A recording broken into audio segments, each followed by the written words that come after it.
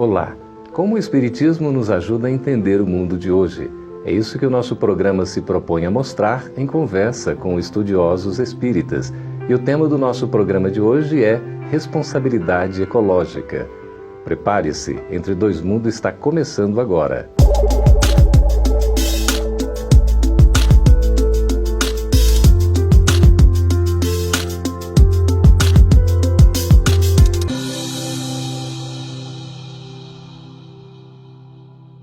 Na extraordinária obra O Livro dos Espíritos, no capítulo 5 da sua terceira parte, Allan Kardec fala da lei de conservação. E ali há uma frase muito interessante que diz o seguinte: a Terra produziria sempre o necessário se com o necessário soubesse o homem contentar-se. O que isto tem a ver com o nosso tema de hoje, que é responsabilidade ecológica? Para tratar desse assunto, estamos recebendo aqui em nossos estúdios Carolina Abreu.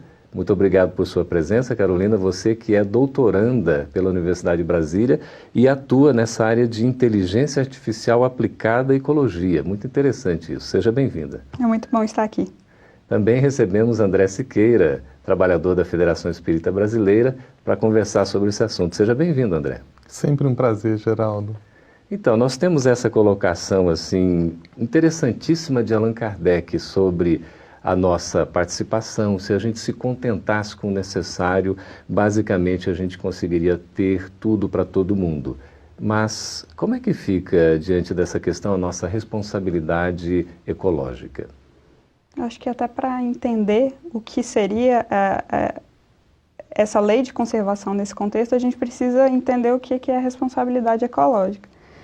E hoje há um consenso que a gente tem uma crise ambiental sem precedentes.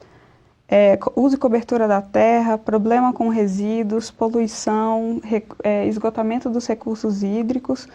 E essa crise, ela tem a nossa assinatura. Ela é provocada pelo ser humano, pelos nossos métodos de consumo. Então, se a gente faz parte do problema, a gente precisa também fazer parte dessa solução. Já há esse mapeamento de que a Terra hoje não suporta fornecer a matéria-prima e a energia necessária para as demandas atuais que o homem, exatamente, que ele precisa. Carol, e aí entra essa questão. E a gente tem um problema relacionado a isso que, a partir do final do século XIX, nós começamos uma empreitada do ponto de vista de consumo que levou a humanidade a alcançar um patamar em que hoje nós convivemos simultaneamente com algumas regiões que não têm o necessário e outras regiões em que o supérfluo é tão abundante que se tornou doença. As pessoas estão adoecendo por excesso de consumo. É a primeira vez que a humanidade está sofrendo não apenas de fome, mas ela está sofrendo de fome, de subnutrição e de supernutrição, porque esse limite ficou muito difícil de ser compreendido. Então, aqui os espíritos estão dizendo que se a gente se contentasse com o necessário, teria o suficiente para todo mundo.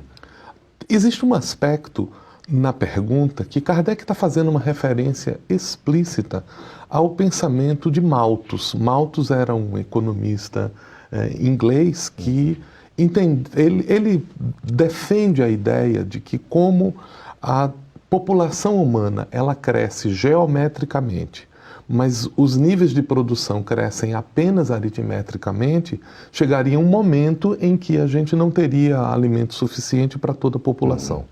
O que a Revolução Industrial e, posteriormente, o grande emprego da tecnologia no nosso dia a dia mostrou é que a gente, com menos força, com o uso da tecnologia, começou a produzir muito. Só que a nossa produção em abundância, ela não é mais compatível com o nosso processo de consumo, porque nós não estamos consumindo mais o necessário. Nós estamos abusando do consumo e consumindo muito mais do que o necessário. Aí entra num supérfluo. É interessante, né? Esse termo ecologia ele foi cunhado pelo cientista alemão Ernst Haeckel.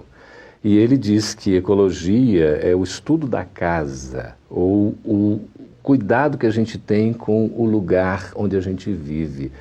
Carolina, diante do que você falou, parece que a gente não está cuidando direito da nossa casa. Certamente, isso é uma preocupação, porque nós, com o pensamento espírita, sabemos que há sempre um estudo sistêmico, estamos todos interligados. A gente não pode pensar que, porque o planeta está sendo afetado, eu, de alguma maneira, não estou sendo afetado. Na verdade, todos os processos de desequilíbrio ecológico, eles têm a causa humana. Então, não tem para onde fugir. Não estamos fazendo o nosso dever de casa em relação ao nosso planeta. E, frente à lei da reencarnação, isso ainda é mais complexo, porque a gente sabe que a gente não está provendo ou deixando o necessário para que as próximas gerações possam conseguir suprir as suas necessidades. Mas nós seremos as próximas gerações, né? Nós seremos as próximas gerações. A gente que volta. Não entendeu ainda qual é o limite do nosso necessário. Então, existe uma dificuldade nas pessoas de compreender quais são os seus limites de necessidade. Veja que... Quais são, André, os nossos limites? Uma pesquisa norte-americana, Geraldo, ele mostrou que mais de 70% da população norte-americana não consegue distinguir se está com sede ou com fome.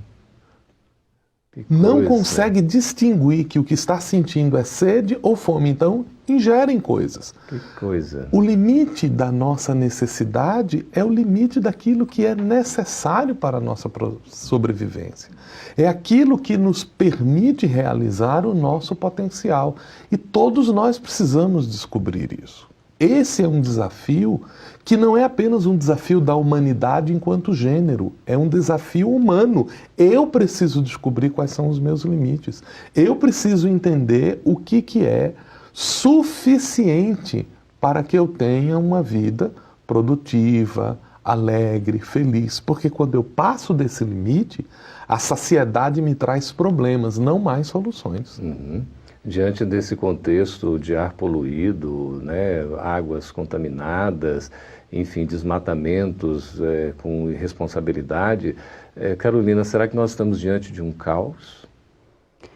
Hoje, o nosso modelo de desenvolvimento, ele pode ser comparado ao modelo de uma célula cancerosa. Esse modelo de crescimento ilimitado é a ideologia de uma célula cancerosa. Ou seja, ela consome todos os recursos como se não tivesse fim. E o que acontece num processo de câncer? Ele mata o hospedeiro. É o que nós estamos fazendo com o nosso planeta. Isso tem algum tipo de remediação de volta? Certamente. Mas é um processo que a gente tem que atacar agora. E tem que atacar com educação, porque não adianta a gente fazer um discurso em torno desse assunto querendo aplicá-lo de novo às outras pessoas. Que cada pessoa precisa reconhecer a quantidade de lixo que produz, a quantidade de coisas que consome, a necessidade. Estamos sofrendo doenças na atualidade que são doenças de acumulação. Então juntamos coisas desnecessárias pelo simples prazer, pela simples necessidade de ter coisas.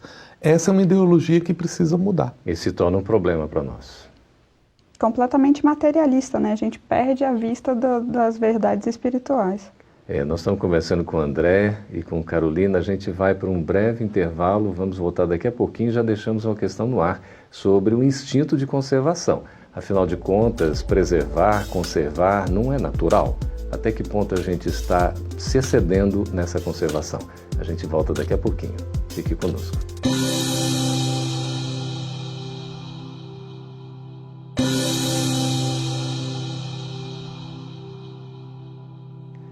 Estamos de volta e havíamos deixado uma questão no ar a respeito do instinto de conservação. Carolina e André, até que ponto nós estamos abusando desse instinto de conservação que é algo natural?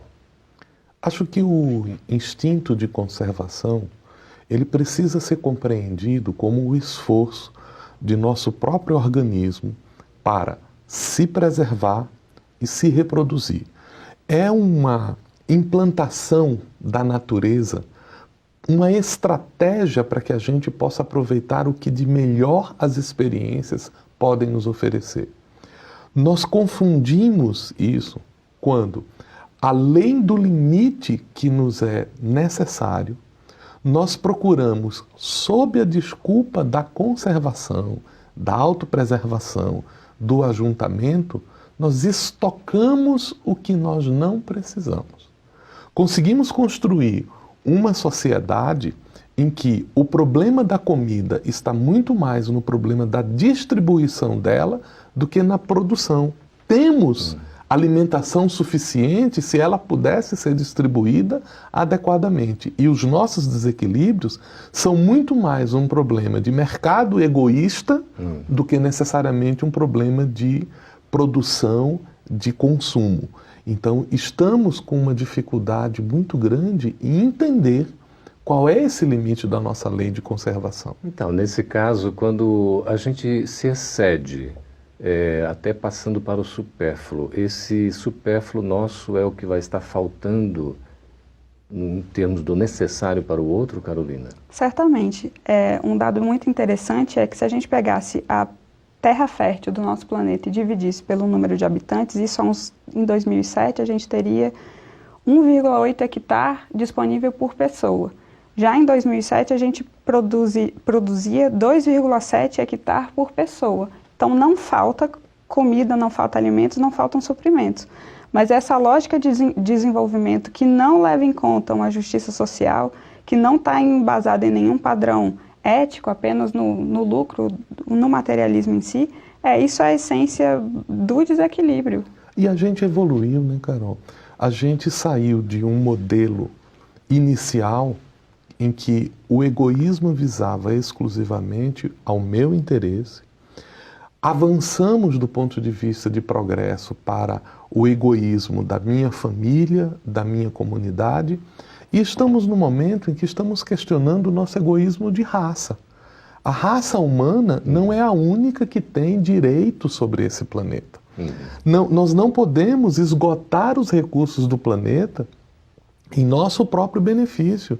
Precisamos compreender que nós codependemos do próprio planeta, dos outros seres vivos, e precisamos aprender a compartilhar algo, a deixar de consumir em nosso benefício para benefício da nossa casa, do nosso planeta, dos outros seres vivos que vivem conosco e que são necessários para a nossa própria sobrevivência. Então, nesse contexto, como é que nós, seres humanos, podemos contribuir com a Mãe Gaia, né, que nos recebe com tanto carinho, nesse seu regaço materno, e como deve ser o nosso comportamento?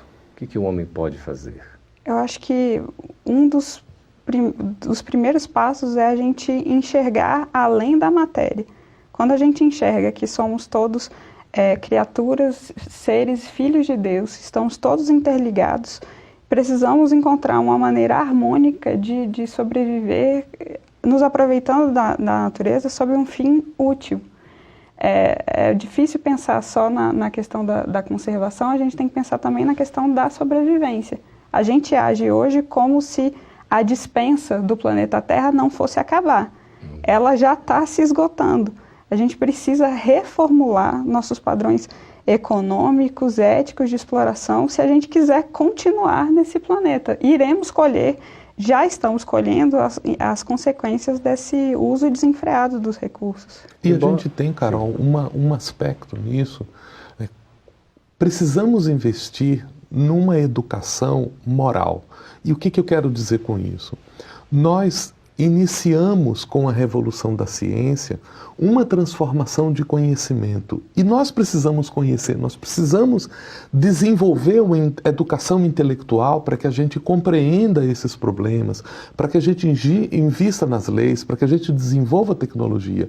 E nós já fizemos isso muito bem. As conquistas humanas no campo da tecnologia são extraordinárias. Mas agora nós precisamos transformar esses conhecimentos em ações que nos beneficiem a todos. Estamos carentes de uma educação moral, mas não de uma moral de superfície, não uma moral de verniz, mas de uma moral que nos permita integrar ao nosso planeta, de cuidar do nosso ambiente. Isso começa onde, essa educação? Eu acho que começa com a reforma, o autoconhecimento, a reforma íntima é sempre um primeiro passo. Quando a gente coloca no consumo, ou seja, nos bens materiais, as nossas necessidades para suprir carências afetivas, convívios familiares, que a gente consegue, quando possui e cultiva valores espirituais, esse eu acho que é o primeiro passo. A partir daí a gente já consegue verificar como são os nossos padrões de consumo, o que é realmente, se eu tenho isso, eu preciso ter isso, ou eu estou usando isso como subterfúgio para tratar algum outro problema escondido. Eu não posso tratar o meu vazio existencial querendo substituí-lo pela aquisição de coisas. Juntar coisas em casa ou ingerir coisas não serão uma solução para as nossas angústias. Vivemos um momento de falta de significação no dia a dia das pessoas. E a resposta que se tem pretendido dar é: consuma. Tá triste? Vá para o supermercado. Tá triste? Vá comprar alguma coisa no shopping. Não vale só para as mulheres, né, Manoel? Não é só para as mulheres. Com certeza. E, André, é muito interessante porque uma pesquisa feita até pelas Nações Unidas viu que há uns 2 anos atrás, 475 bilhões de dólares tinham sido gastados em publicidade, e a mesma entidade fez uma pesquisa que estimava-se que 300 bilhões seriam necessários para tirar todas as pessoas da linha da miséria.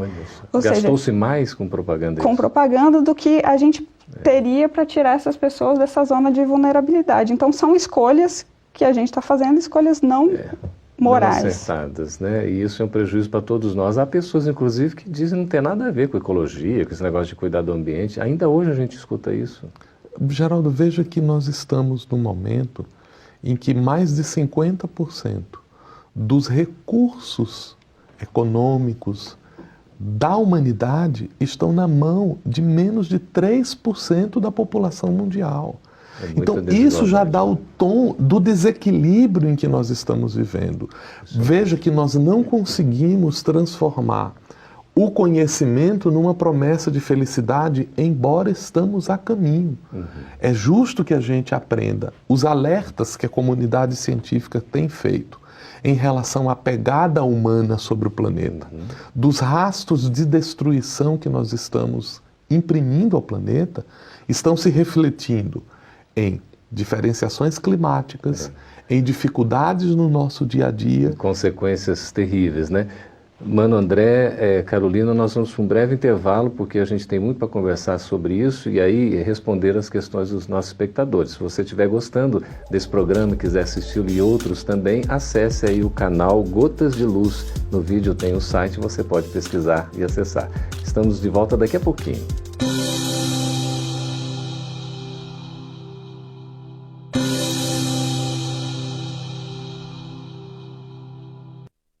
Estamos de volta e agora é o momento da gente responder as questões dos nossos espectadores. Carolina e André, é a Mara Rúbia que pergunta aqui de Campo Grande, lá do Mato Grosso do Sul. Ela diz assim: como a Terra é uma representação do plano espiritual, então lá no plano espiritual já existe a conscientização da preservação do meio ambiente? Como é que é isso? Certamente. Acho que a gente sabe que a gente é sempre uma cópia imperfeita do que tem do lado de lá. Mas sem o véu da carne, fica mais fácil a gente entender as relações que ligam os diferentes reinos, que estamos todos ligados e unidos e que é tudo uma grande obra de Deus. Então, quando a gente, aqui na Terra, a gente não tem muito essa certeza de quando a gente está fazendo um mal ao ambiente, que a gente está ferindo, infringindo regras de Deus. Isso, regras naturais. Isso lá eu acho que com certeza é claro e transparente para todo mundo. A gente já está enxergando mais amplamente, André? Percebemos com mais clareza, e existe um aspecto que o André Trigueiro ressalta na obra dele sobre o espiritismo e ecologia, que é o nosso resíduo mental.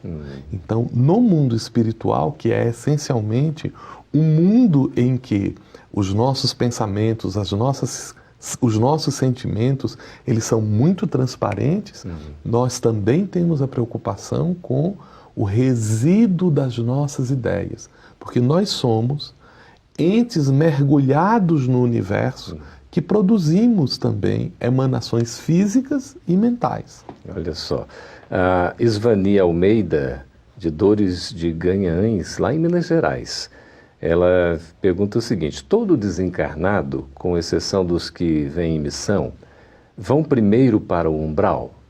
E aí tem uma pergunta também da Inês Ribeiro aqui, que não identificou o lugar, mas é praticamente nesse sentido: se todos nós passaremos pelo umbral.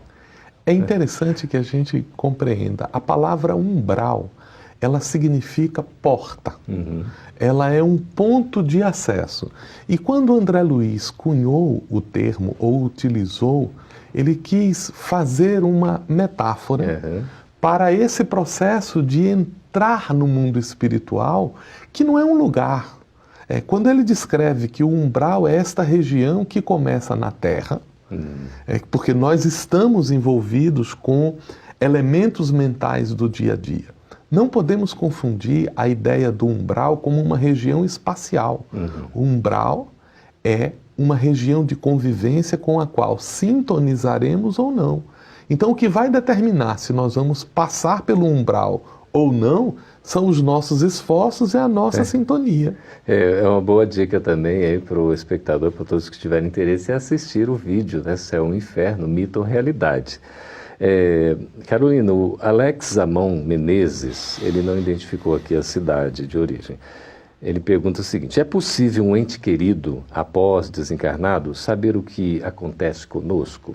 Quer dizer, ele está lá no plano espiritual, ele sabe, será o que está acontecendo conosco aqui na Terra? Eu acho que a beleza da interação entre os planos é que, se a gente está na mesma sintonia, a gente consegue se aproximar pelo próprio pensamento. Então, se a gente lembra de um parente com carinho, lembra do que ele fez e sente essa vibração, ele de fato pode se aproximar e nos acompanhar, está sempre velando pelo nosso bem entre os planos. Estamos juntos, mas em planos diferentes, né? Quer dizer, o amor nunca se encerra, nunca acaba, não é, André? O amor não conhece tempo nem espaço. O amor é uma força que reúne o universo e une as pessoas continuamente. Uma vez eu vi um índio comentando, ele tinha feito uma apresentação e uma pessoa queria entrar em contato com ele por telefone. Então ele tinha um tradutor e a pessoa dizia: como é que eu entro em contato com vocês? E ele dizia assim, ele não entendia o que era um telefone. Aí lá para as tantas ele disse assim: você quer falar comigo quando eu estiver distante? Aí a pessoa, ele fez assim: pense em mim. Olha só.